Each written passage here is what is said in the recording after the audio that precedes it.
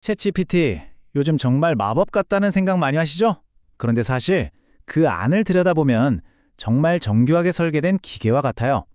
오늘 저희가 그 기계의 작동 원리를 한번 제대로 파헤쳐보고 이게 어떻게 우리 세상을 바꾸고 있는지 이야기 나눠보겠습니다.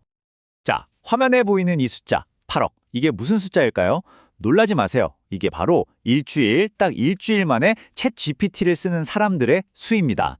정말 엄청나죠? 아니, 어떻게 이런 일이 가능했을까요? 바로 여기서부터 오늘 이야기를 시작해 보려고 합니다. 근데 이 폭발적인 성장이요. 기업들이 막 쓰라고 밀어붙여서 된 게 아니에요. 기술 용어로 푸시가 아니었다는 거죠. 오히려 사회 전체가, 그러니까 우리 모두가 필요해서 끌어당긴 풀 현상에 가까웠습니다. 실제로 보세요. 전체 사용량의 무려 70%가 개인적인 용도라고 하잖아요. 이게 뭘 의미하겠어요? 챗GPT가 이미 우리 일상, 아주 깊숙한 곳까지 들어와 있다는 증거죠. 자, 그럼 진짜 궁금해지는 게 바로 이겁니다. 도대체 어떻게 이 도구 하나가 이렇게나 빠른 속도로 세상을 바꿔놓을 수 있었을까요? 그 답을 지금부터 같이 한번 찾아보겠습니다. 좋습니다. 그럼 기술의 핵심으로 한번 들어가 보죠. 그 비밀을 푸는 첫 번째 열쇠는요. 놀랍게도 GPT라는 이름 그 자체에 숨어 있습니다.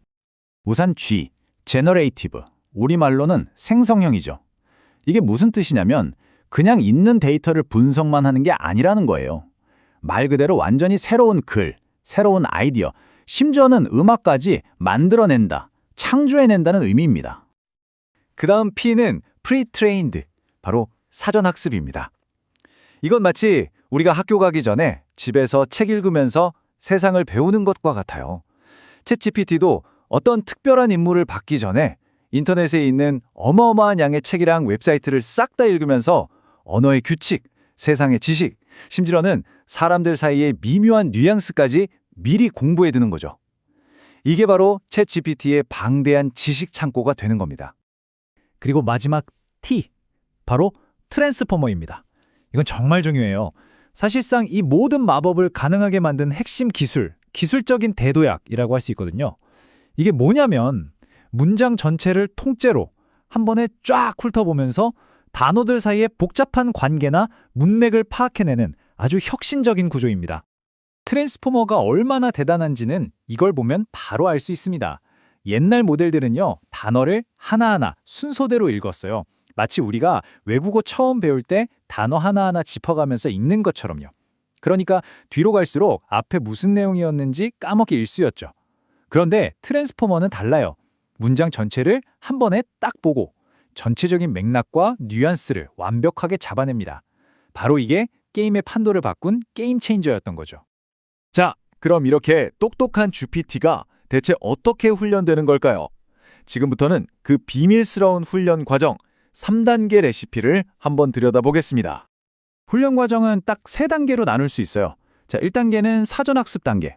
앞서 말했듯이 인터넷의 온갖 글을 읽으면서 언어 자체를 배우는 거예요. 2단계는 미세 조정 단계입니다. 이때는 인간이 미리 만들어둔 질문과 정답 세트를 보고 공부하면서 이렇게 대답해야 하는구나 하고 유용한 비서가 되는 법을 배우죠. 그리고 마지막 3단계, 이게 진짜 중요한데요. 바로 인간 피드백 강화 학습, 줄여서 RALHF라고 부르는 단계입니다. 이건 뭐냐면 AI가 내놓은 여러 답변들을 보고 우리 인간이 직접 이 답변이 더 좋아, 저건 별로야 하고 점수를 매겨주는 거예요. 그런데 말이죠. 여기서 정말 흥미로운, 어떻게 보면 좀 아이러니한 반전이 하나 있습니다. 방금 말씀드린 그 마지막 3단계, AI를 더 똑똑하고 더 유용하게 만들려고 했던 바로 그 과정이요. 역설적이게도 AI가 없는 말을 막 지어내도록 만드는 원인이 되기도 한다는 겁니다. 아니, 이게 도대체 무슨 소리일까요? 생각해보면 간단해요. 우리 사람들이 AI 답변을 평가할 때 보통 어떤 답변에 더 높은 점수를 줄까요? 뭔가 좀 더 길고 더 자세하고 뭔가 확신에 차 보이는 답변을 선호하는 경향이 있거든요. AI는 바로 그걸 학습하는 겁니다. 잘 모르겠다고 솔직하게 말하는 것보다 그럴듯하게 뭐라도 지어내서 자신감 있게 말하는 게 더 좋은 점수를 받는구나. 이렇게 배우게 되는 거죠. 결국 우리 인간에 만족시키려고 하다가 자기도 모르게 확신에 찬 거짓말쟁이가 되어가는 셈입니다. 자, 이렇게 강력하면서도 동시에 이런 허점도 가지고 있는 도구, 과연 우리 현실 세계에서는 어떻게 쓰이고 있을까요? 지금부터는 다양한 활용 사례들을 한번 짚어보겠습니다. 활용 분야는 정말 상상을 초월합니다. 마케터들은 이걸로 광고 문구를 만들고요. 기업들은 24시간 쉬지 않는 고객센터를 운영하죠. 학생들한테는 개인 과외 선생님이 되어주기도 하고 개발자들은 복잡한 코드를 고치는 데 도움을 받습니다.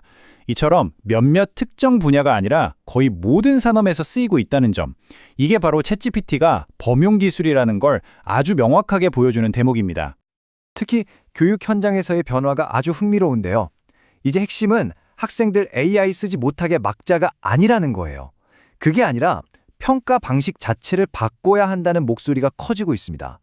그러니까 AI가 뚝딱 만들어낸 결과물 그 에세이 한 편만 보고 점수를 매기는 게 아니라 그 결과물을 만들기까지 학생이 어떤 고민을 했고 어떤 과정을 거쳤는지, 즉 생각하는 과정 자체를 평가하는 방식으로 교육이 진화해야 한다는 거죠. 하지만 이 강력한 도구를 제대로 현명하게 사용하려면요, 반드시 알아야 할 것들이 있습니다. 바로 이 기술이 가진 치명적인 한계점들과 우리가 마주하게 될 윤리적인 딜레마들이죠. 원문 자료에서는 이 기술적인 약점들을 아주 기억하기 쉽게 3명의 기수에 비유하는데요. 첫 번째 기수는 환각, 즉 할루시네이션입니다. 사실이 아닌데도 정말인 것처럼 자신감 있게 거짓말을 하는 거죠. 두 번째 기수는 지식 단절입니다. 얘는 훈련받은 시점 이후의 세상은 전혀 몰라요. 과거에 갇혀 있는 거죠.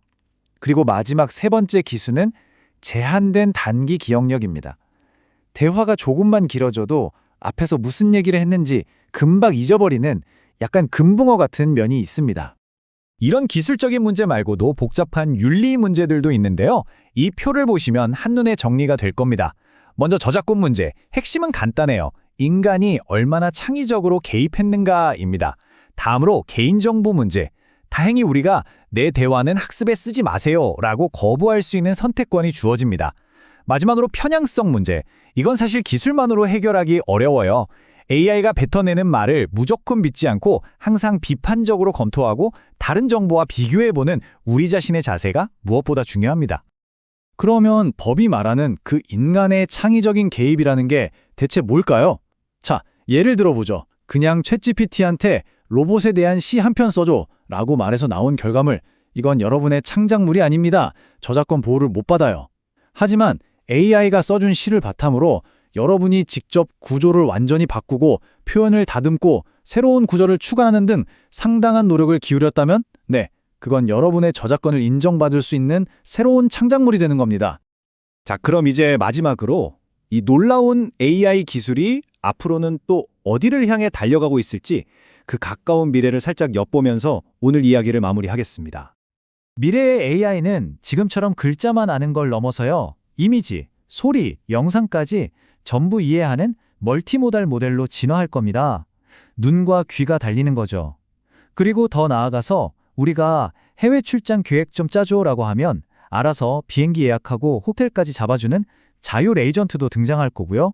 또 의료나 법률처럼 아주 전문적인 분야만 파고드는 전문가 AI들도 속속 등장하겠죠. 정말이지 지금 우리가 보는 건 시작에 불과합니다.